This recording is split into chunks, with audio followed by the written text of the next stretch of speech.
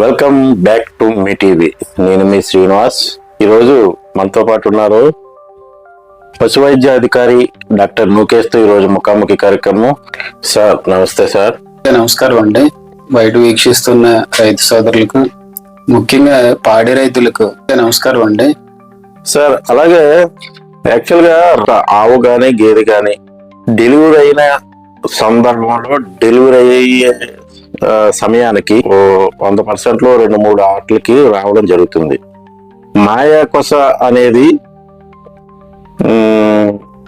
రావట్లేదు అన్న తర్వాత ఆ క్షణంలో రైతు ఏం చేయాలి? అయితే మాయ కొస రాకపోతే కంపల్సరీ అది ఆవుని గేదెని చనిపోవడం జరుగుతుంది. సార్ మాయ కొస రాకపోతే కనీసం ఫస్ట్ ఎయిడ్ మనకి జాగ్రత్తలో రైతుకి ఎలాగ అవగాహన లేదు. అసలు ఆ టైంలో మాయ కోసం రాలేనప్పుడు రైతు ఏ జాగ్రత్తలు తీసుకోవాలి, దాని గురించి చెప్పండి సార్. తప్పకుండా అండి. మీరు అడిగిన ఈ సంబంధిత విషయం, దీనివల్ల వచ్చే నష్టాలు ఇవన్నీ కూడా మన ప్రాంతంలో కూడా ఎక్కువగానే మేము పరిశీలించాము. ఎప్పటికప్పుడు మన కార్యక్రమాల్లో అవగాహన సదస్సులో చెప్తున్నాము.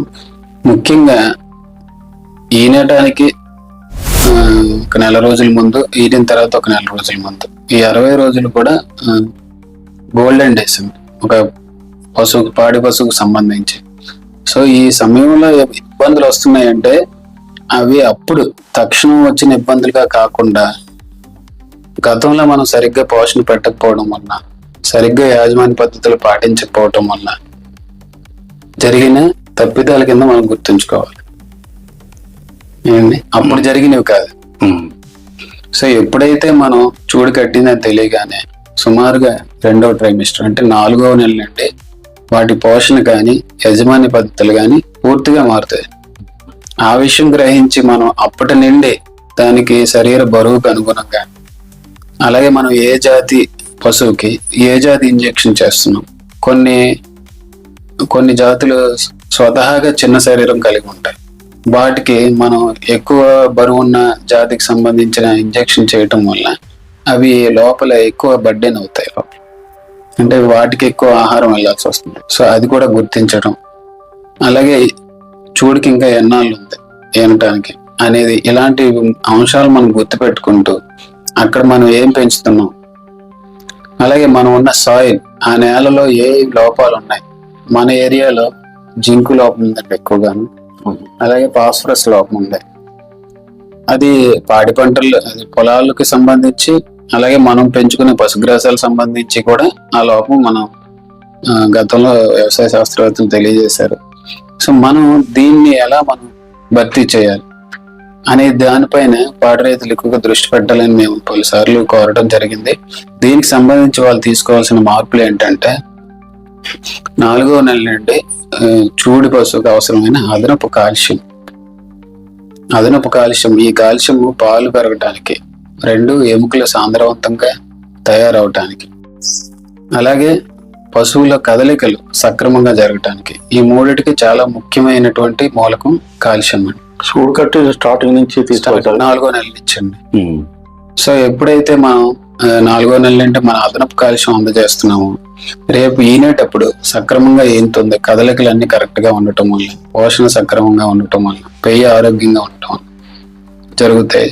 ఈనిన తర్వాత కూడా మనందరికీ, మీరు కూడా పరిశీలించారు కదా, ఎక్కువ మాయ వేయకపోవటం, దీనికి కూడా ప్రధానమైన లక్షణం, కారణం కాల్షియం లోపం. సో అందువల్ల మనం 4వ నెల నుండే కాల్షియంకి సంబంధించిన అదనపు జాగ్రత్తలు తీసుకోవాలి. 2వది సక్రమైనటువంటి ఆహారం అందించటం.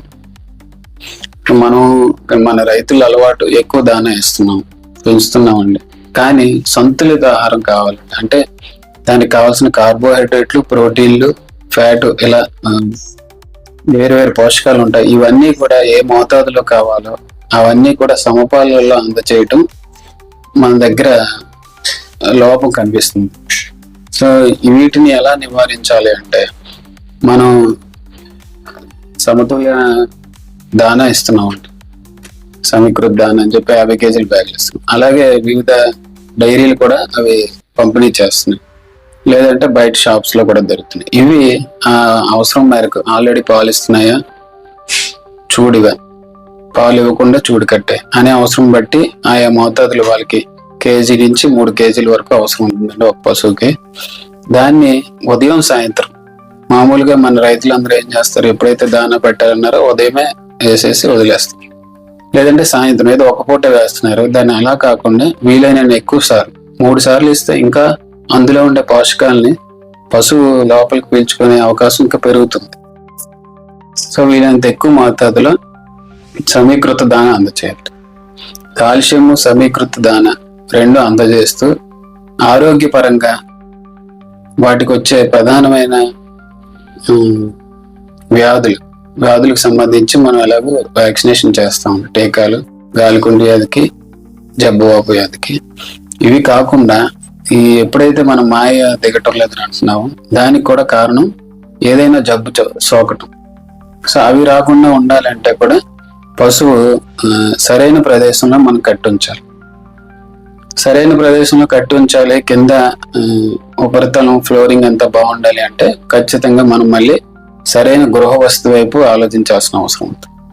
సో ఈ గృహ వసతి కల్పించడానికి వివిధ రకాలైన ఊళ్ళో పట్టుకునే విధంగా, కింద పరిశుభ్రంగా ఉండే విధంగా మనం ఇవన్నీ చూసుకోవడానికి మహాత్మా గాంధీ జాతీయ ఉపాధి హామీ పథకం కింద పశువులకు కూడా షెల్టర్లు నిర్మించుకోవడానికి ప్రభుత్వం అవకాశం ఇస్తుంది. ఇది రైతు చాలా నామమాత్రపు రుసుము రైతు 10% చెల్లించాలి, 90% కేంద్ర రాష్ట్ర ప్రభుత్వాలు సంయుక్తంగా భరిస్తున్నాయి. ఇది చాలా మంచి అవకాశం అండి.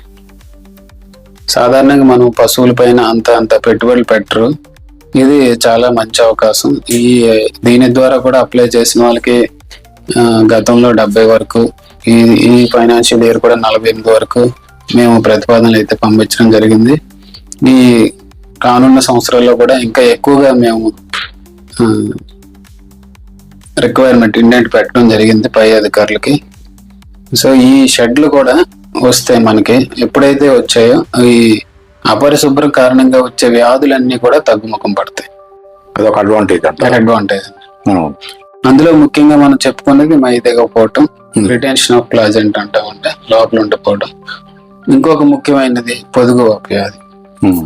ఇది కూడా కేవలం అపరిశుభ్ర వాతావరణం వల్ల, లేదంటే పాలు తీసే వాళ్ళు కొంచెం కలుషితం, వాళ్ళ చేతులు కానీ లేదంటే నీరు కలుషితమైన నీరు ద్వారా అది సంక్రమించే అవకాశం ఉంది. దానిని మన మేలైన యాజమాన్య పద్ధతులతో వాటిని మనం పూర్తిగా నివారించవచ్చు. సో సమతుల ఆరోగ్య నివారణ చేసుకుంటే ఈనేటప్పుడు కానీ, ఈయన తర్వాత కానీ, ఈయనకు ముందు కానీ ఎటువంటి ప్రాబ్లమ్స్ రాకుండా మనకి మాయకోస దిగిపోవటం, ఆరోగ్యవంతమైన పేరు జనించడం, ఇవన్నీ మనకి సక్రమంగా జరుగుతాయి. ఇది ఈ రోజు మన కార్యక్రమం.